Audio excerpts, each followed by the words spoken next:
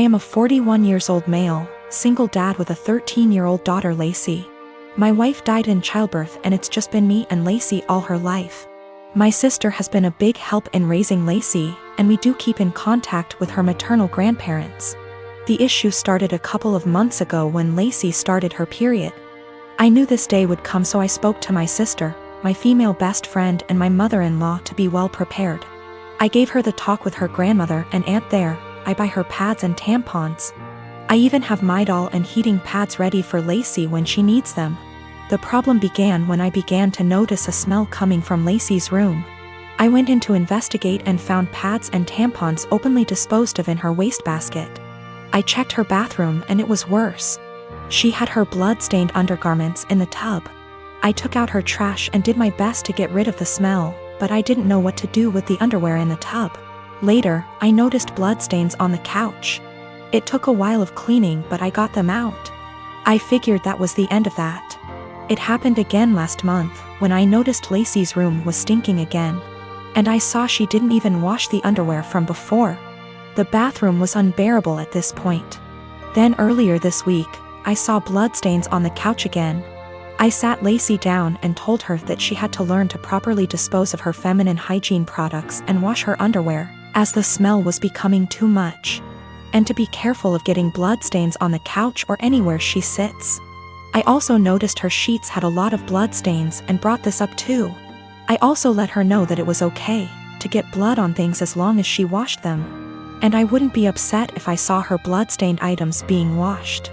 Lacey immediately blew up at me saying that periods aren't gross and that I was period shaming, and that I needed to educate myself on menstruation. I then got texts from my sister and mother-in-law scolding me for making Lacey feel ashamed of her bodily functions.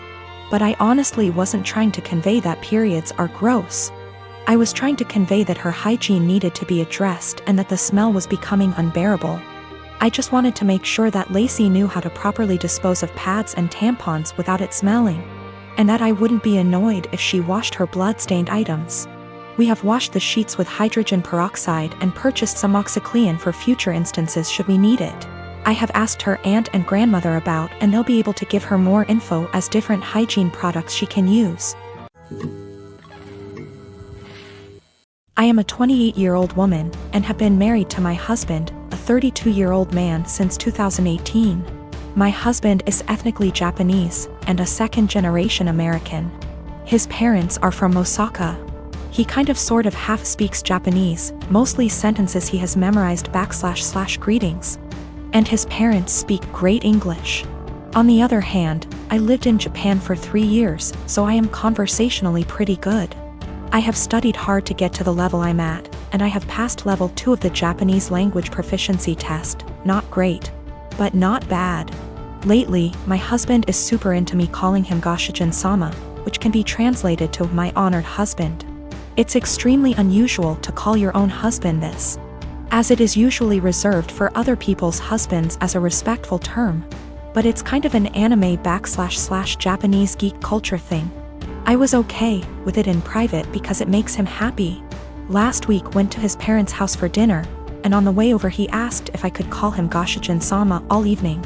I immediately shot his idea down with a firm no, because that would be super embarrassing. His parents are native Japanese speakers in their 60s. I'm not going to subject them to what you'd pay a waitress in a maid cafe $20 for a cup of coffee to call you. To be honest, I don't think my husband really gets how the phrase is properly used, despite his insistence. He kept trying to convince me, reminding me that he is Japanese and knows what is proper. Despite the fact that I speak better Japanese than him, but I was having none of it. I just shut down and tuned him out. We got there, and sometime into the night I called his name to ask if he wanted a drink. Despite him being in hearing range, he ignored me. I said it again, and this time he looked at me, gave me this pleading shrug, and then turned back to the TV. I didn't get him a drink and just got myself one. A while later, I said his name again, and he audibly sighed. He told me that he wanted me to call him what I call him at home. To which I responded I would most certainly not be calling him what I call him at home. This was all in front of his parents, by the way. On the car drive home. I told him that I wasn't going to call him Goshijin Sama anymore because he can't draw the line between fun playful couple stuff and his parents. He has sulked for the past week and I don't even know what to do. Normally I would not even consider the possibility that I was wrong here, but he's normally a very rational, reasonable, and respectful person. I feel like I'm being gaslighted and don't know what to do.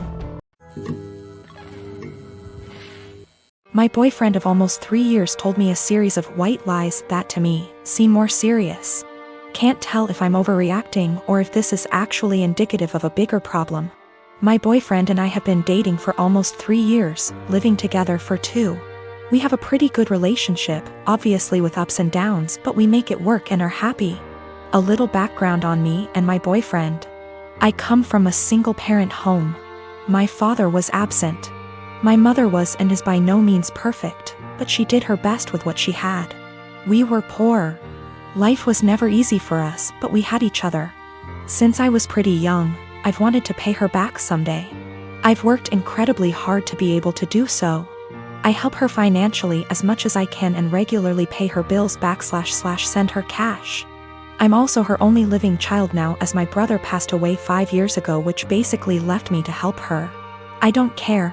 I love my mother, and the right thing to do is to help her when she needs it. But is stressful. This is relevant because my boyfriend described coming from a somewhat similar past, and it is something we have bonded over. Having the mutual experiences seemed to bring us closer. He told me he also helped his parents financially, and we would often vent to each other about the stress it brings. I am not one to confide in many people, so having someone who I felt like actually understood me was meaningful to me. So here is where the lies come in, and I need someone to either tell me I'm not crazy and this is horror, or that I am crazy and this isn't a huge deal. I'm fine with either. When we met, my boyfriend lived in a condo in a pretty swanky part of the city. I live in the US Northeast. He told me he owned that apartment / condo. I found this to be interesting / odd because he was 28 at the time, and I know this property is upwards of $650,000 on the low end, and he was in an entry-level job for only like 2 years, so the numbers just didn't really add up. Whatever, maybe he's good at saving. But then, since living together, I never once saw a piece of mail for a mortgage payment, electric bill, taxes, nothing. Not for 2 whole years. Very odd. Also, when we started living together, he didn't have his room rented out in the former apartment yet, so he was still responsible for that portion of the rent. He would send a Venmo payment to his mother on the 1st of every month for his portion. I don't own property, but I can't think of a scenario where I would Venmo my mother to pay the mortgage on a property I supposedly own. Getting more odd. He would then go to his parents' house for an afternoon and come back really upset. Usually when I would ask why, it was because they were having financial problems and he needed to help them out. I totally understood this and supported him. He literally has cried on my shoulder about this many times. He tried to start a company years back and ended up getting into debt somehow. He told me this debt was $17,000 and that he paid it off. I'm confused because I met him only 2 to 3 years after the supposed debt accrued / company dissolved, and it was already paid off. He told me when he moved back home after the business failed, he was $17,000 in debt and living at his parents' house working at a minimum wage job. How someone with a minimum wage job pays off that much debt in 3 years, I'll never know. We got into a fight a few weeks ago and I finally had enough and confronted him about these things. He doesn't help his parents, they actually pay his phone bill, and this was all a lie. He doesn't own that apartment, he didn't pay off that debt from his company. He initially told me his parents helped pay it off and then like 3 minutes later, came clean. And said that his business partner paid it off, so I have literally no idea what the truth is there, and if anything, in my eyes. His parents are the ones who are financially supporting him. So now, I'm dating a 31-year-old man who doesn't pay his own phone bill, was lying to me and / or completely fabricating aspects of his life for 3 years. And then when confronted about it, continued to make up lies and then came clean about them 5 minutes later. I'm obviously concerned that he could lie for this long, about fundamentally important things like our values, and so on. I sincerely thought I would marry this man. He seemed to understand me like no one else and to be a truly caring and genuine person. Now I'm having a hard time rationalizing actually planning a life around someone who would not only lie about their background and family etc. but also financial aspects. Aside from that, I now can't tell what is the truth and what is a lie.